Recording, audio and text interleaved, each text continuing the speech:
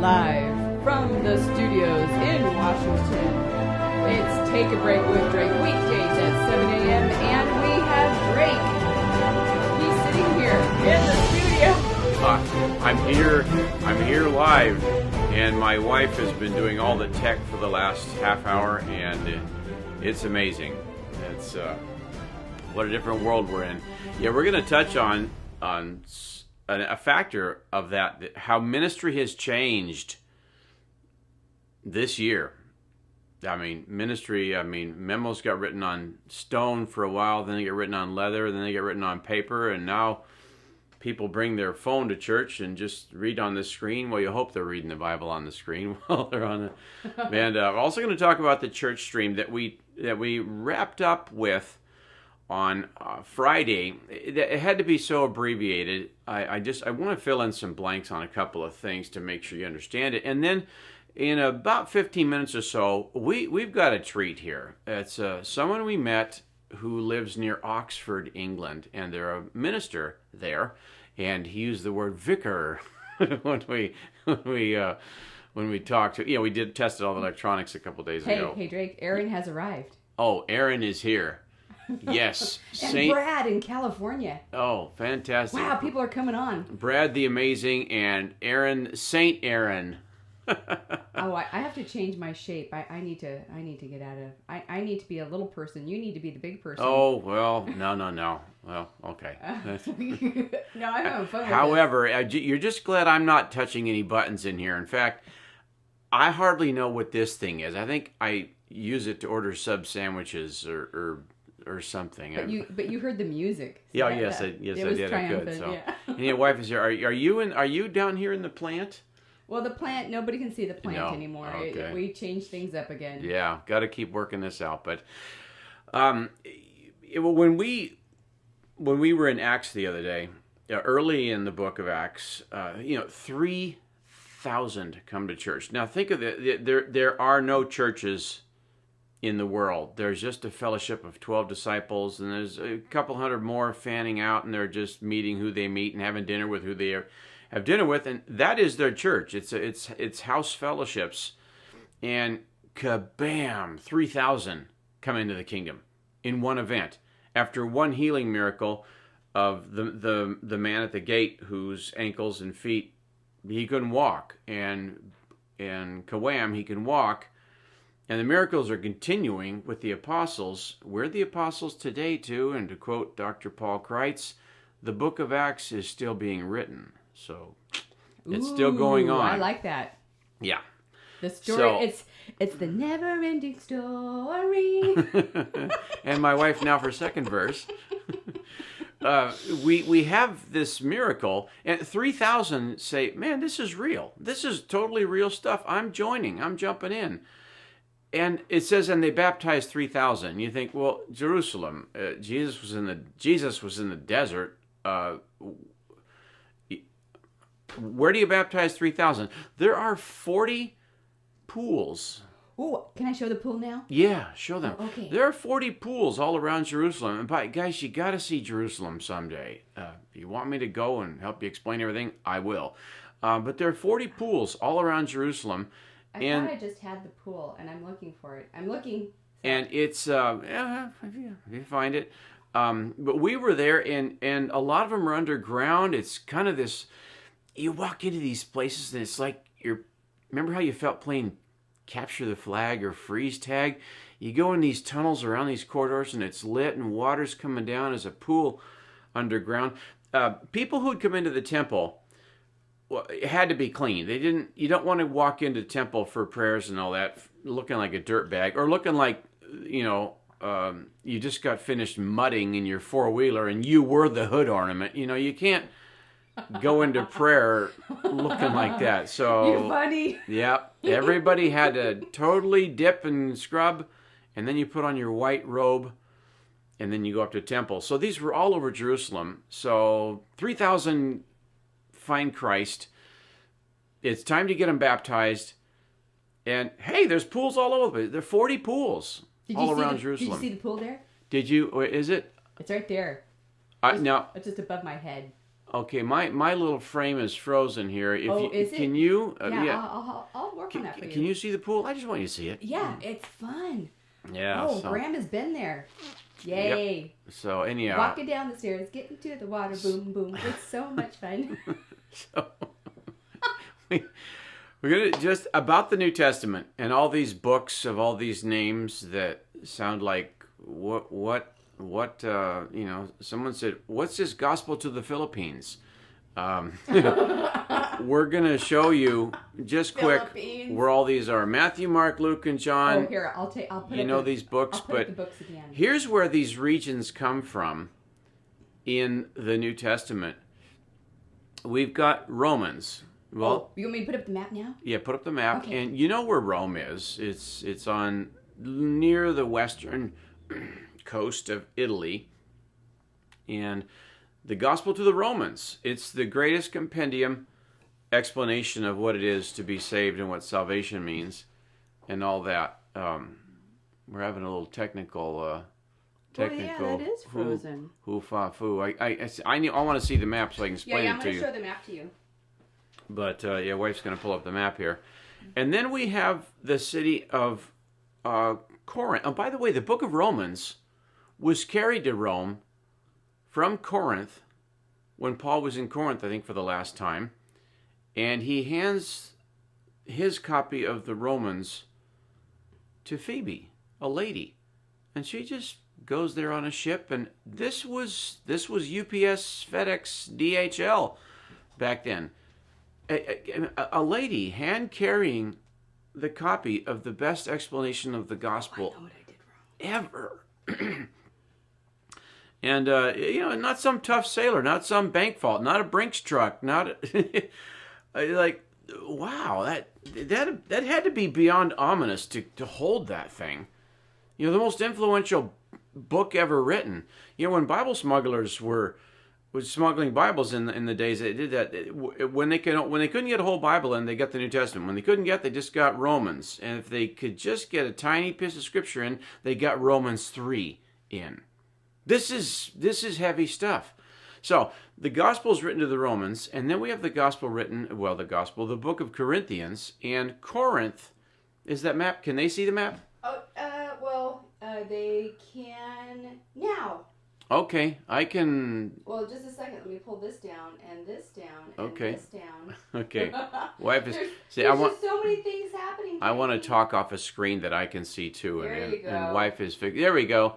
So you see Corinth. It's kind of in the middle there. Athens, Centuria, Olympia, Achaia. It said Achaia, Sparta. Corinth is right there, and that's the city that houses the church that Paul's writing to in Corinthians. Galatians. Do you see the bright green top right? That whole region of Galatia. That's the book of Galatians is written to those people. It's about grace. You're not saved by the rules and your deeds. You're saved by the grace of God. Ephesians. Now, going straight west, you can see the Aegean Sea there. Ephesians is right by the S on the Aegean Sea. The city of Ephesus and the church of Ephesians. I think I said this Friday, it's the Alps of the New Testament. It's the most mature church in the era at the time. And so he writes to the Ephesians. Now he writes to the church at Philippi, the Philippians, reminding them, let your joy be the hallmark of who you are.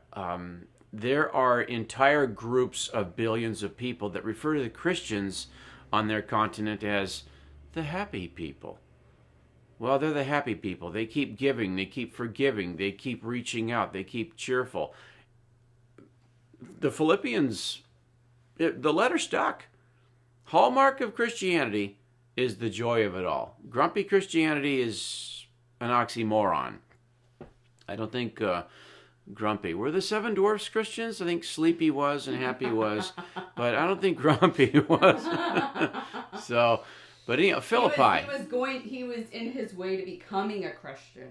There you go. So where the kind of the pumpkin and the yellow colors meet near the top center of the map of the city, mentioned there is Philippi, Galatians, Ephesians, Philippians, Colossians. Now, Colossae is near Laodicea. Is that yellow? Can they see that yellow dot there?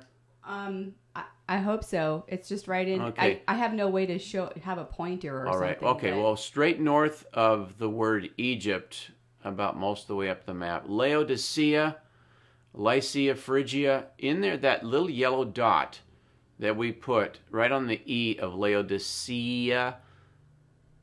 Colossae. Well, maybe I can put myself inside Colossae here is there, and move it up and just say. Yeah. See Colossae right at the there, top of right at the there, top of right there. Now follow that line to the yellow dot. That's Colossae. Okay, The book of Colossians. There. Yeah.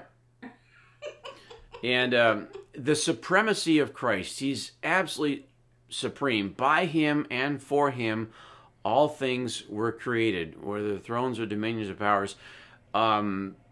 Gives new light on who's talking in Genesis 1. Who's doing the creating? By him, were all things created. By Christ, were all things created. That's heavy stuff. Now the disciples, the guy that was just sitting here at the Last Supper with us, the guy that bread and he touched us, he healed us. I mean, Thomas touched that same guy did the creation. Are you kidding me? Yeah, Colossians. Now, Thessalonica, it's the Greeks call it Thessaloniki. Now, we had a couple as a brother and a sister at our college, and they were from Thessaloniki, Greece. And well, when they took Greek, they they looked at all of us and said, "What's your problem? Why can't you learn this? Come on, yeah." And we're like, so, but it was awesome having. But they were from Thessaloniki, and when I drove to, I think I mentioned this Friday. When we drove from Athens to Corinth by Centuria and back again, we came to a fork in the road, and the sign said, the sign said Thessaloniki that way. And I thought, oh my goodness, I've read this book for decades. I wanted to go there too. It's a good church in Thessaloniki. Timothy. Thessalonians, 1st and 2nd. Okay, well, let me put the map back up because you were telling a story. I didn't want to put a map. Yeah, over okay. your You face. see Thessaloniki? It's straight above Greece. Yeah, Thessalonica. It's in the yellow. It's in the yellow. There in the left or upper part of the Thessalonians. Yeah, great place. You can go there today, and yep, it's the place of the faithful, good house churches, and they were hundreds of fellowships all over the city. And Paul writes in this letter, it's a pastoral letter. Right after that, he writes to Timothy. And my wife and I, we were in Rome 6.5 years ago, and one of the main guys of the Vatican just gave us any tour we wanted. We got to go into the Vatican through the back door. We were in Christian film in L.A. They wanted to know more. We're out, and we give a presentation at the Vatican. I thought, what am I doing here? I felt like Forrest Gump. Well, I was there at the Vatican. I talked to the Pope's council and his advice. We really did. I like, but wow. Did you have Dr. Pepper? Oh, wait, I'm right on your face. Yeah. So I had, but we got to see things that a billion Catholics don't get to see. It was quite a privilege. But one of the tours he gave us, he took us out this area. Just we're about a mile from the Vatican, and I don't know where we're going. We walk into this maze of stuff. We go, and he says, "Okay, here is where Paul wrote the book of Timothy." Right here? He said, "Yep." He was held. You can see the stocks. He was clamped to the wall there. They unlocked him. 2-3 times a day, he could go over to and they showed the little fountain that he drank, and then he would just go back and he'd clock into the wall there. And while he's here, it says he wrote the book of Timothy. I thought, he wrote that here. Oh. It just hit us. It just hit us hard. The room size of a glorified laundry room. Yeah, Paul, wherever he was still helping the church grow. And, you can, no matter what's going on, you feel locked down, you feel like the job's in jeopardy, you can still be a blessing to God and everybody. And just in a minute, we're going to pull on somebody who is finding ways to do that. It's very fascinating, and we said, can you come on the show Monday? We'll pull him on in about 4 or 5 minutes here. So, but Timothy, and then Titus. So Thessalonians is a pastoral epistle. Timothy's like a personal epistle, and Titus is a little bit of both. Titus was the leader on the church, in the church on the island of Crete.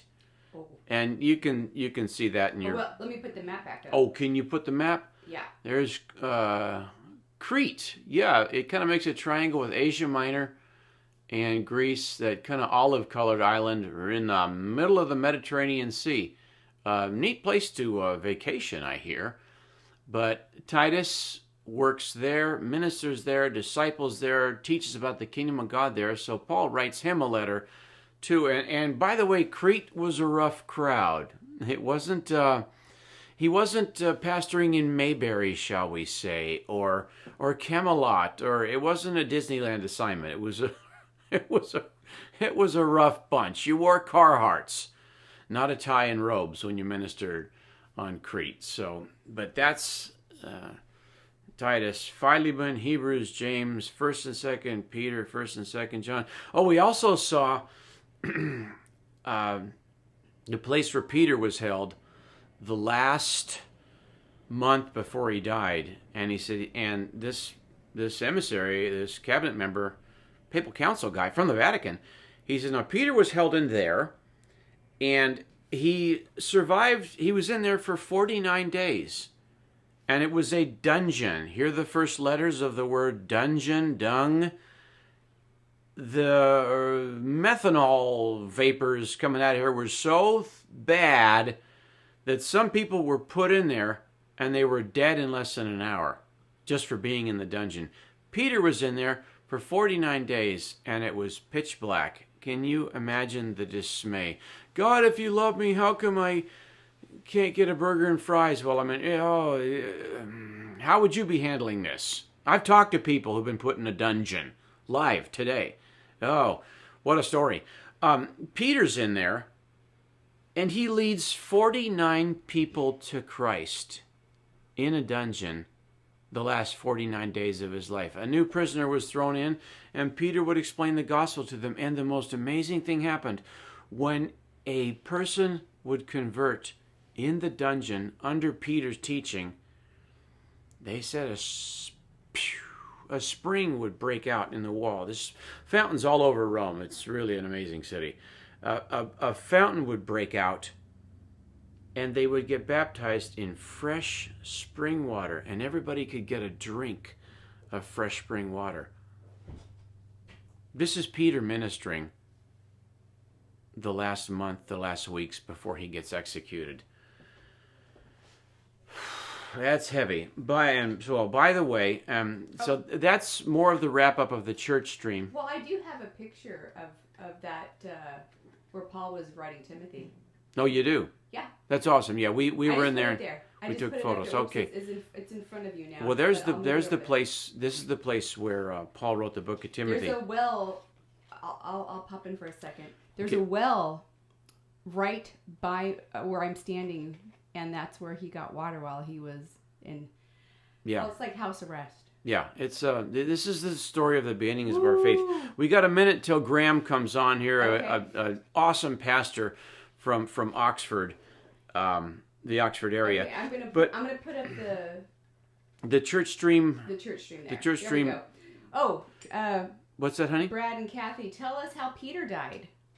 Oh, Peter was sentenced to be executed, and they said they were going to crucify him, and he said, I want it to be this way, and please crucify me upside down. I can't get through this. I don't even deserve to die the way my Savior died. This is who he denied 32 years prior. And Peter said, go ahead, kill me. Just do it upside down. While he's upside down dying, he's still telling the people about Jesus around him. We're going to talk about the 12 and how they died on Friday, but can we pull in Graeme? Oh yeah, Yeah. of course. Yes, yes. Okay, let me. I just showed the church. You were going to talk about that bookmark, so I put the bookmark up. Oh yeah, the bookmarks. Well, as you can see, the seventh day of every week, you can see January 1, 14, 21, 28. The first 13 seventh days of the week, we're in the book of Acts, and then we're in Romans for 5 weeks. We're in Corinthians for, looks like 9 weeks, 9 of those days. And you can see the breakdown from there. But guys, these bookmarks, 7streamsmethod.com, we read to you every day. And just want you to grow. Just want you to know. Do I come over there? Yeah, you can come over We're here doing now. a split screen or something like I that. know, it's so exciting. As long as I do what I'm told here, things go fine. Oh my goodness, come over this way. And yeah, so Drake. Oh, careful! Don't like. Is Graeme on? I am trying to. Just about. We're gonna call him right now. This is exciting. This is the sound. This is the sound of calling a friend. And then we'll make sure we bring him on so everybody else can see him. Yay. Ta-da! Oh wait, we're gonna make him a true split screen. We're not gonna do picture in picture. We want true. We don't want Graeme to be tiny. There, are we there? There he is. Can you hear him in your earpiece? Yeah. Wow! I figured out a new technology. Yay. Well, this is Graeme Dale. He is a minister and a computer expert in Whitney, England, but he's in the Shire of Oxfordshire. How far from Oxford University are you, Graeme? We're about 10 miles. But 10 miles. Now, now in America, when you're 10 miles away, you can get there in 7 minutes. Yeah, you just pop there for lunch, I know. Yeah. You pop down there for lunch, yeah. Yeah, Graeme and I, I spoke at his church, 5 years ago, and 2 other times. And we went down to Oxford and met the head of New Testament at Oxford, and that was, my hero, Michael Green. The head of New Testament at Oxford, but that was great. Well, Graeme, tell us what comprises a week for you, and what. But first, Graeme needs to tell everybody how we met, because it's a God story. Yeah, Graeme, do you have that list in front of you? I sent it to you yesterday. I don't have that list in front of me. Oh, where is it? It's on my Messenger. It never arrived, so we're both flying blind, Drake. Oh dear. So we met in 2011 you were on vacation in Oregon, right? No, we actually we wanted to go to Reading, to Bethel, but we found ourselves in Oregon for a weekend. We hadn't planned to be there, but we stopped at a random hotel, and in the morning I actually went down to the counter to pay my bill, and this strange American accent came from behind me and said, "Hey, I'll pay your bill for you."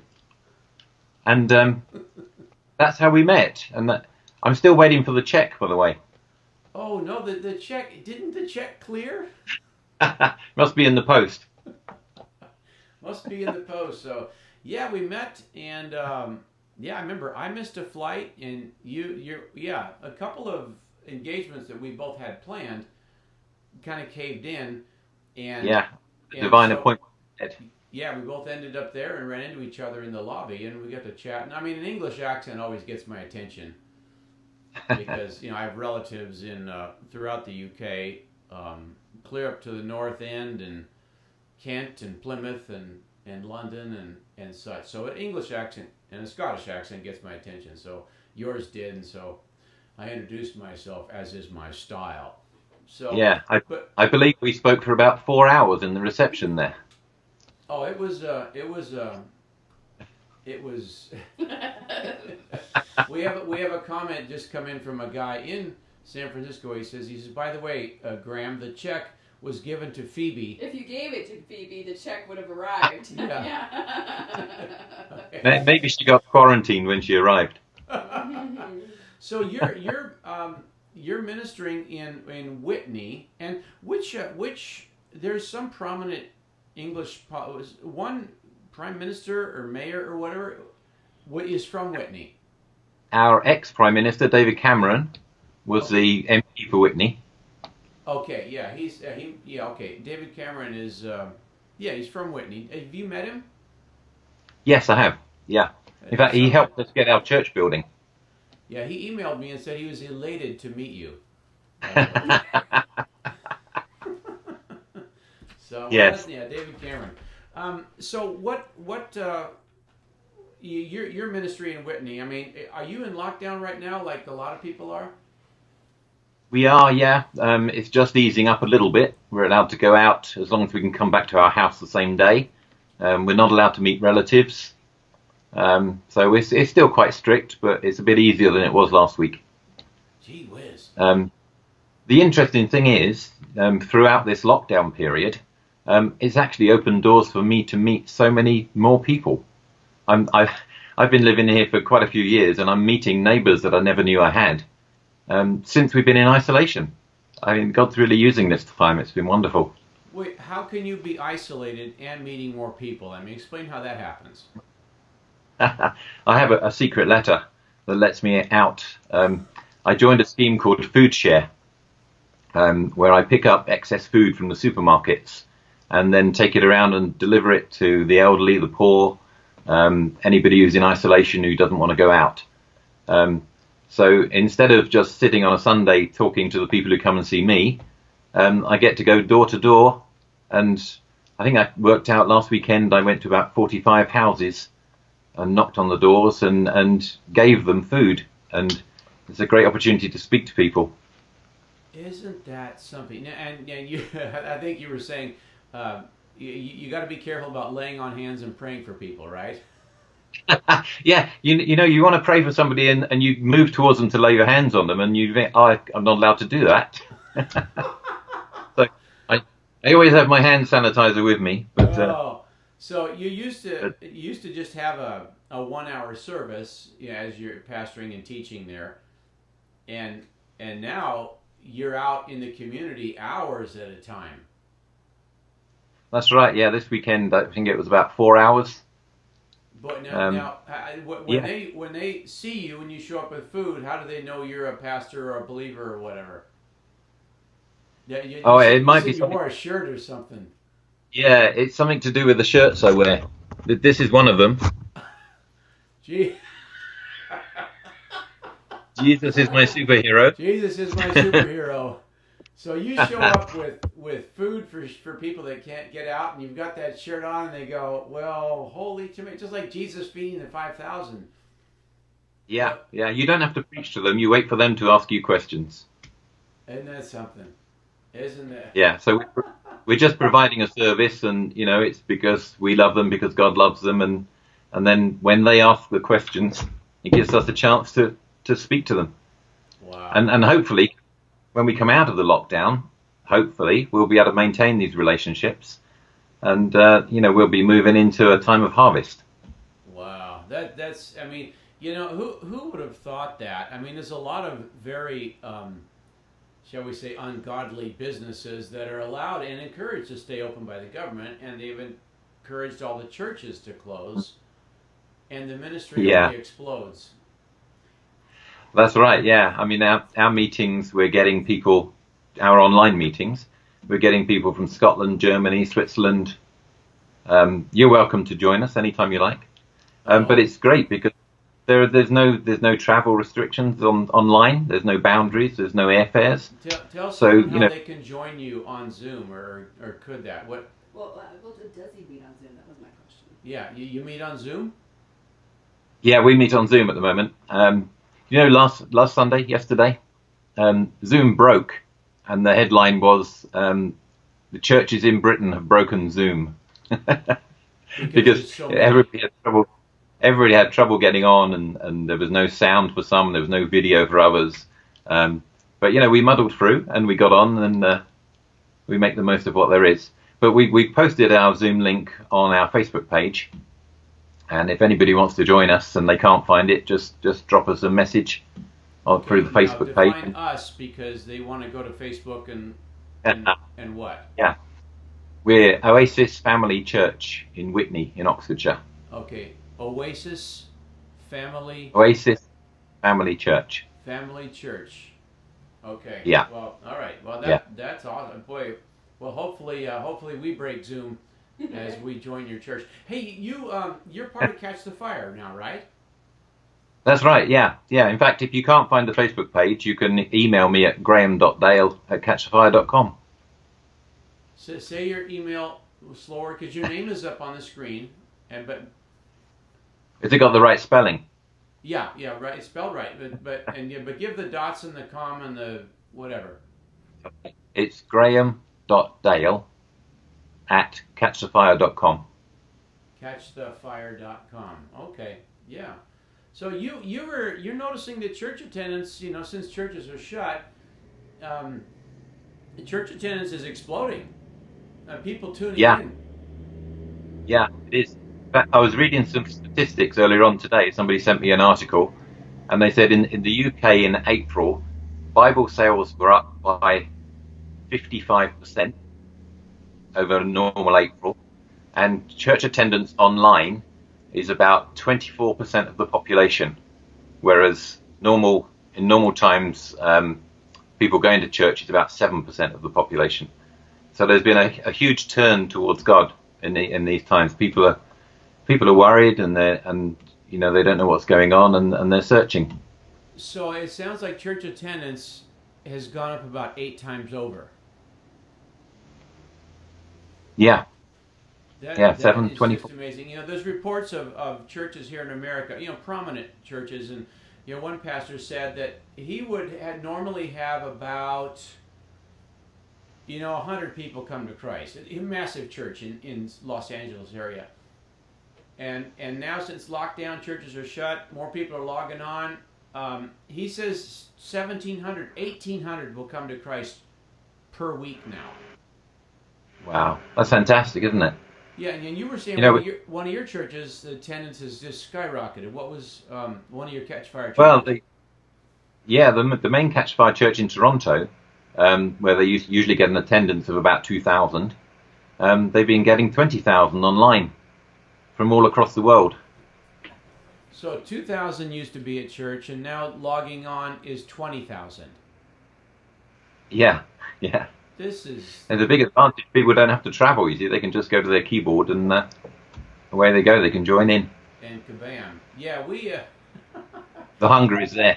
Yeah, well, we've got to check out your Oxford. Well, what time is it on Sunday in the London time zone? What time is your church? It's 10:30 London time.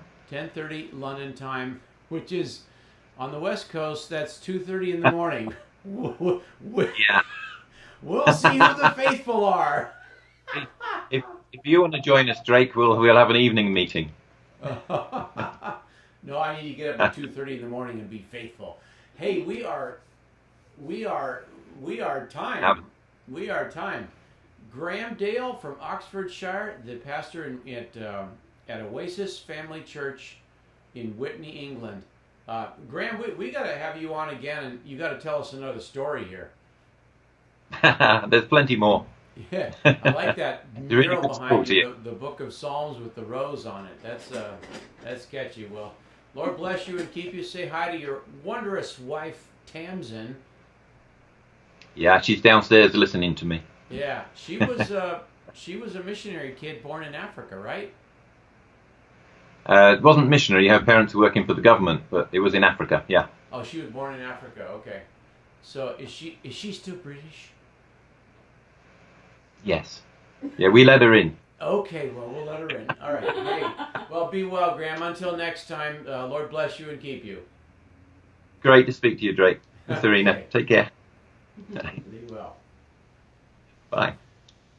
Well, folks, that was Graeme Dale. We'll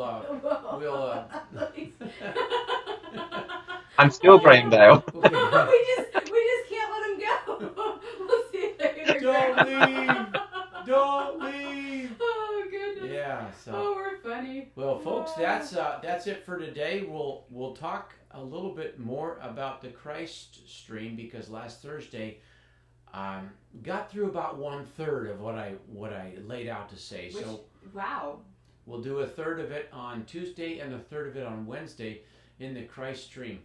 Got Thursday, but on Friday in 4 days, I'm going to tell you about what happened to the 12 disciples. We only hear in the Bible about Peter and Paul because they would tether back through Jerusalem, but the others fanned out, and we didn't get any reports for a long time. They went as far as India, Portugal, and oh my goodness, rumors are that before the first century ended, the gospel reached Shanghai, Scandinavia. It's like, wow. So we'll tell you about that on Friday, but it's going to be a wonderful week. We'll see you in the mornings, and God be with you. Amen.